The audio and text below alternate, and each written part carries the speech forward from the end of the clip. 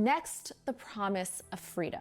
The Continental Army never promised freedom for military service, but some individual units, like the 1st Rhode Island Regiment, did promise freedom in exchange for service in order to fill their quotas. That said, many were returned to slavery after the war. Take the story of Samuel Sutphin, for example. Sutphin's enslavers sent him to fight for the Patriots in his stead with the promise of freedom after serving. Between 1776 and 1778, Sutphin served in several major battles, receiving accolades as a soldier. But when the war was over, his enslaver reneged on his promise of freedom, and Sutphin remained enslaved for another 20 years. On the British side, Dunmore's proclamation promised freedom for those who escaped slavery and joined their ranks.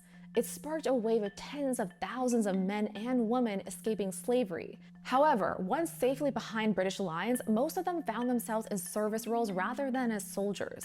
Although a few hundred recruits did form the Ethiopian Regiment, a Black-centered combat unit, and wore uniforms that read "Liberty to Slaves." As the war died down in 1783, the Liberty Promise became a reality for thousands of Black loyalists. Between April and November that year, 3,500 Black soldiers and their families were relocated to the British colonies of Nova Scotia and New Brunswick, in what would later become the largest concentrated population of free Black individuals outside of Africa. But it didn't take long for discrimination and racism to undermine their newfound liberty. Here, they worked low-paying jobs, including servitude, and had limited access to education, fell victim to hate crimes, and even faced starvation.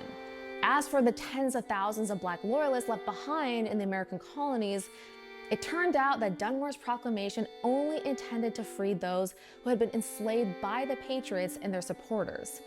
In turn, many were recaptured and returned to slavery. Finally, the promise of land. It was 1779 and the British refocused their strategy on the southern colonies.